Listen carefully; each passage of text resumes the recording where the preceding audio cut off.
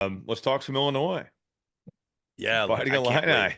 I love the fact that there's a fan base that absolutely, like, in your playing days, people hated you, but like I feel like But that's since normal. Like, it's very normal to be no other opposing fan base is going to like an opposing player. Like, right. that's not. But I You felt go like into any arena, you get booed. That's with you, it normal. might be different because you have the knee injuries. So I felt like Man, there they was were some chanting. They were chanting ACL at arenas. You think it was different? every They didn't give arena, a shit. like every A lot of arena. them, yeah. No, it was. I mean, the Big Ten is, and that's what makes these venues good. If they were like welcoming me back, it's not exactly a hostile environment. Like they're no, I wouldn't have wanted them to. I You liked liked going it. in there. You Yeah, liked it. Yeah. everyone goes into those places and likes those types of Yeah. atmospheres. They're fun to play in. They're fun to win at. What was your record against Illinois when you played for Purdue? So let's see. My freshman year, we swept them.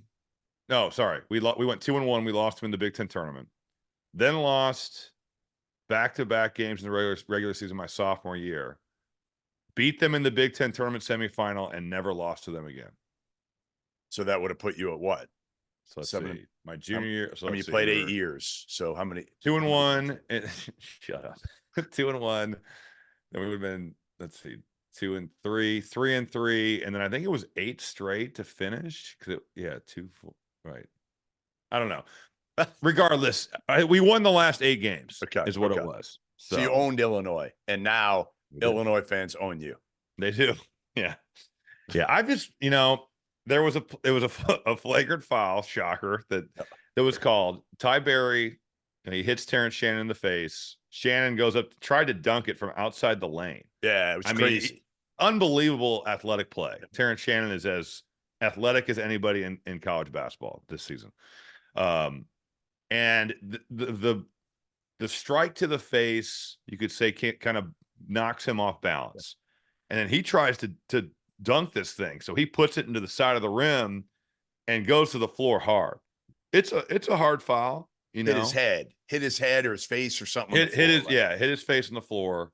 To me, though, I just think when you make a basketball play, it should not be an auto flagrant if there is a strike to the face. And I wish I'd said this on the broadcast, and I went back and listened because I thought, well, maybe I said some stupid stuff. And I really don't feel like I did after rewatching the play. I said I don't like the rule. I understand why the rule is what it is. I get why the officials call it the way it is, because I know that they are trying to grade well and move up and do better games and ref NCAA tournament games, and I totally understand that and respect that. But when you make a play on the basketball, and I think that there's 2 words that are used with the rule. Is it unnecessary? And is it not egregious? This is great. I'm forgetting the word that blatant? I want. Is it like is it intentional? Is it excessive is what I wanted to say. Is it excessive? Is it unnecessary? And if it's those 2 things or one of those 2 things, I am good with it being upgraded to a flagrant. But if Ty Berry is trying to block his shot, which he was, yeah, he was definitely. Now, is he limited athletically and limited in the length department to where he whiffs and hits him? But like I saw a play at Michigan State where Xavier Booker fouled, I think it was Nick Kern, and swiped to block the ball and hit him in the head, knocked his headband off, flagrant 1.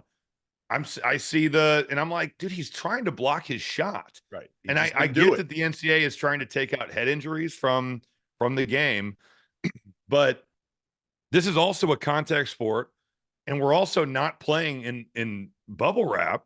If you're going to the basket aggressively, that's one of the risks that you run. And I'm not saying that we need like 80s Pistons justice. Like if Terrence Shannon goes to the rim, I'm not saying that somebody should just undercut him, take him out, and put him into the stanchion. Yeah.